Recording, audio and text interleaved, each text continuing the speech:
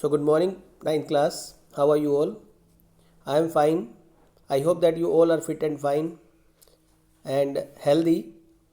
So as you know very well, we have completed our syllabus and I have taken the test of 2 chapters also. This is the third chapter and of this PT3, which we are revising, in which we are revising the chapter working of institutions. In this chapter, I have already told you about the government and its organs. So again, this is a revision video for all of you, in which I will tell you about how the government institutions works and working of their all the institution regarding to government, judiciary, legislature. What do you mean by the collision government? All these things we will discuss in this chapter. So let's start from the important terms. So first of all, let's start from the important terms. So first is there that the collision government. What do you mean by the collision government? A government formed by an alliance of two or more political party, usually when no single party enjoy the majority support of the member in a legislature. कहते हैं collision government वो government होती है, ये तब बनती है by an alliance of two और मोर पॉलिटिकल पार्टी, जब दो या दो से ज़्यादा पॉलिटिकल पार्टीज होती हैं. Usually when no single party enjoy the majority, यानी कि दो या दो से ज़्यादा पार्टीज जो है जब अलाइंस करती हैं, जब उन्हें किसी भी तरह की कोई मेजोरिटी नहीं मिलती है और अपनी लेजिस्लेचर में अपनी मेंबर्स की सपोर्ट से जब वो अपनी गवर्नमेंट बनाते हैं, that is called the collision government. One thing always keep in your mind, collision it just after the elections, collision happens just after the election when a single party or when two or when any alliance is unable to get the majority, then they form collision to make their own government. अपनी government बनाने के लिए उसके बाद वो collision करते हैं और collision हमेशा इलेक्शंस के बाद होता है और अलाइंस जो होते हैं वो इलेक्शन से पहले होता है.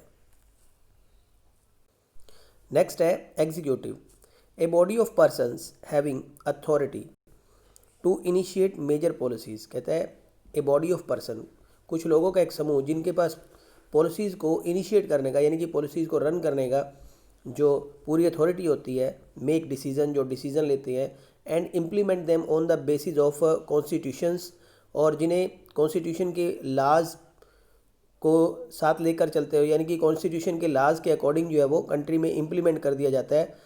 That organ is called the executive. ठीक है. नेक्स्ट है government, a set of institution that have the power to make. कहता है a set of institution that have the power to make, implement and interpret laws.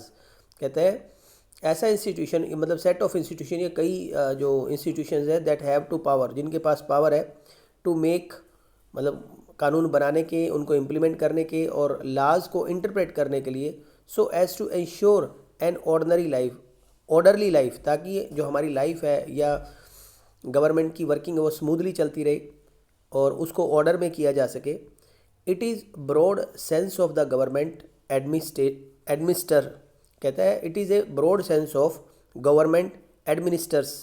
कहता है ये एक बहुत बड़ा समूह होता है गवर्नमेंट का जो एडमिनिस्टर्स करता है, and supervise over citizens and resources of a country, और कंट्री के और सिटीजन्स और उनके रिसोर्सेज जो कंट्रीज़ में जिनको वो इंजॉय करते हैं, और उन रिसोर्सेज को सारा जो ये सुपरवाइज करने का काम भी गवर्नमेंट करती है.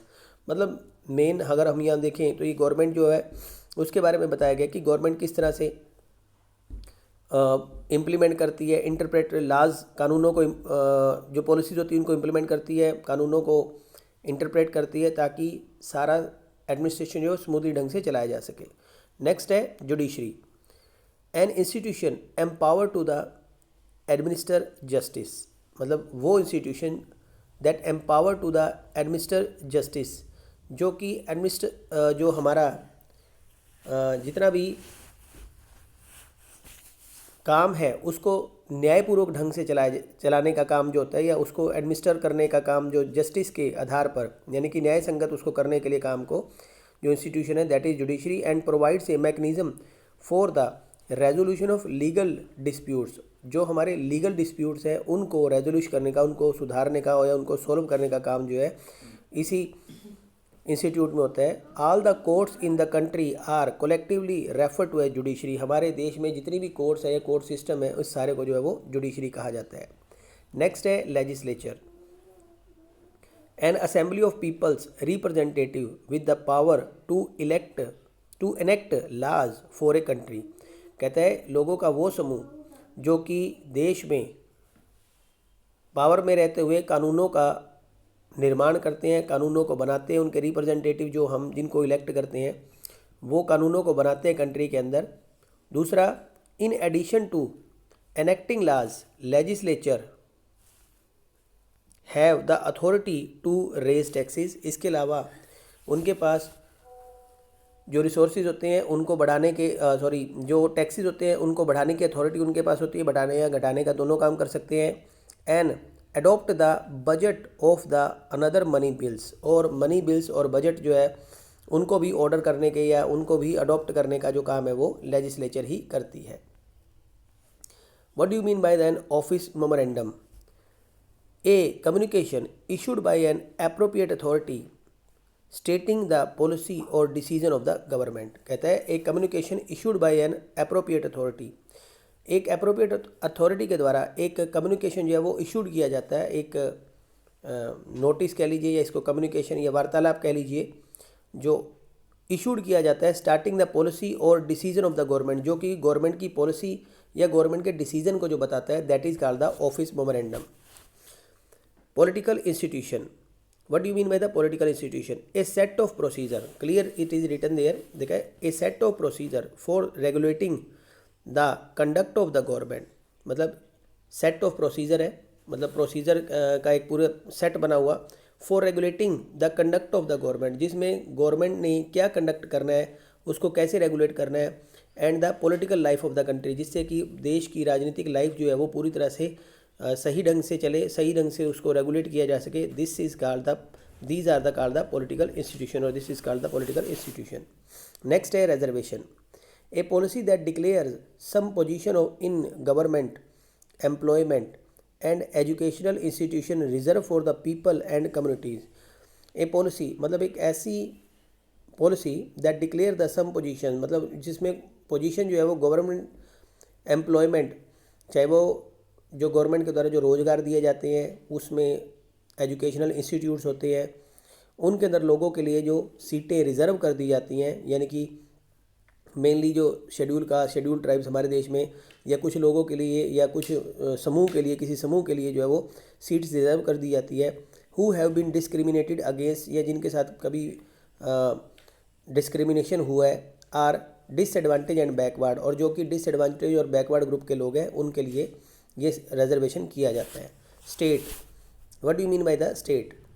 Political association occupying a definite territory, मतलब पॉलिटिकल एसोसिएशन है occupying a definite territory, having an organised government, मतलब ऐसे political association occupying a definite territory, मतलब जिनके पास एक डेफिनेट भूभाग है, टेरिटरी है, हैविंग एन ऑर्गेनाइज्ड गवर्नमेंट, जिसकी अपनी गवर्नमेंट है, and having processing power to make domestic and foreign policies, मतलब जो अपनी डोमेस्टिक और फॉरेन पॉलिसी जो है वो बिल्कुल अच्छे से उसको प्रोसेस कर पा रहे हैं, उसको चला पा रही है। गवर्नमेंट में change but the state continues, government कहता है कंट्री में चेंज हो सकती है बट द स्टेट कंटिन्यूज़, परंतु उसकी जो स्टेट है वो वैसी रहेगी। In common speech the terms country, nation and state are used as synonyms, कहता है एक कॉमन स्पीच के अंदर जो कंट्री है, नेशंस, स्टेट, ये वर्ड जो है उसी के लिए यूज़ किए जाते हैं कंट्री के अंदर। नेक्स्ट है impeachment,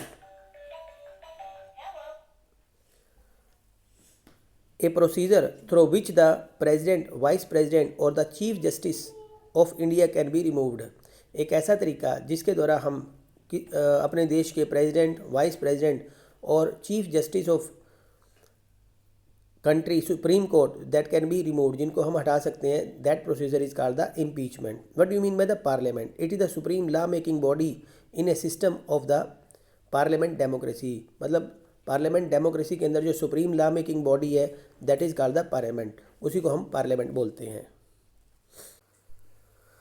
So we are moving on next. These are the multiple choice questions. So let's start these multiple choice question. कहता है who is the head of the state in India? कहता है भारत में भारतीय state of India के who is the head? The answer then is it written here, the president. President is the head of the state in India. Who is the head of the government? So confusion should not be there among both of these question. कहते हैं इन दोनों question के अंदर किसी भी तरह की कोई कन्फ्यूजन नहीं होनी चाहिए. अगर स्टेट का इंडियन स्टेट के लिए पूछा जाए तो who is the head of the Indian state, then always you will always write president. And the who is the head of the government, that is a prime minister. Prime minister is always the head of the government. ठीक है, prime minister जो होते हैं वो हमेशा government के head होते हैं और कंट्री के जो हेड होते हैं that is president. What is parliament? As I have already told you and the answer is there, a national assembly of elected representative. मतलब ऐसी नेशनल असेंबली जो जिसमें कि इलेक्टेड रिप्रेजेंटेटिव होती है, that is called the parliament. So let's move on next page. So here it is written the next question. For how many days the Rajya Sabha can delay the money bill? As you know very well के regarding to the money bill only can be submitted into the Lok सभा.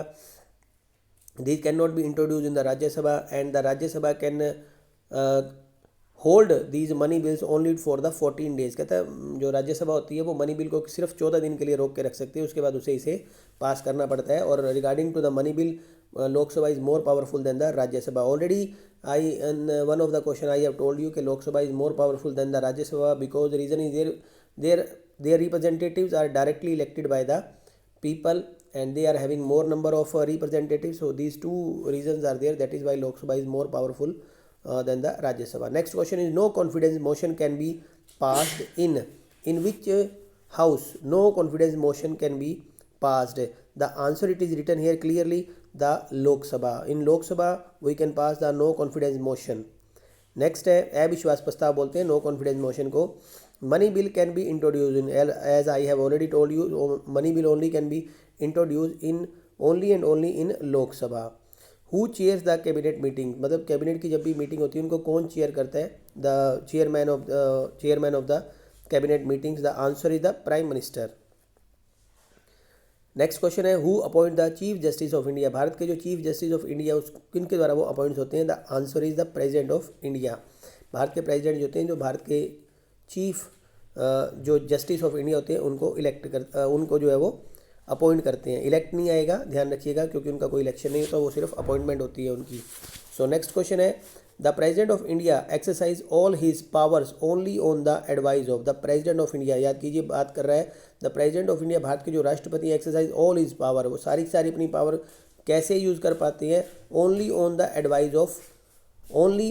Advice of the council of the minister. जब council of the minister जो है उनको advice देंगे तभी वो अपनी पावर को एक्सरसाइज कर सकते हैं. नेक्स्ट क्वेश्चन है if a money bill is passed by the parliament it becomes law only after dash gives its assent to it. कहता है if a money bill is pass in the parliament, अगर parliament के अंदर money bill pass हो गया it becomes a law, ये law तभी बनेगा only after dash gives its assent. इसके द्वारा लास्ट स्वीकृति जो होती है वो प्रेसिडेंट के द्वारा दी जाती है बेटा. तो प्रेसिडेंट की इनिशियल होने के बाद, सिग्नेचर होने के बाद जो है वो ये बिल बन जाता है. Which is the apex court of India? Bharat की सबसे एपेक्स कोर्ट, सबसे ऊपर जो कोर्ट है, सर्वोच्च कोर्ट जो कौन सी मानी जाती है? That is the supreme court of India. Next है हु अपॉइंट द जजेस of the supreme court? Supreme court के जो जजेस होते हैं वो उनको कौन अपॉइंट्स करता है? The answer is the president. So this all about the MCQs and important terms that we have discussed in this chapter. So next we will discuss about the question answer one word. The short question answer we will discuss in the next video.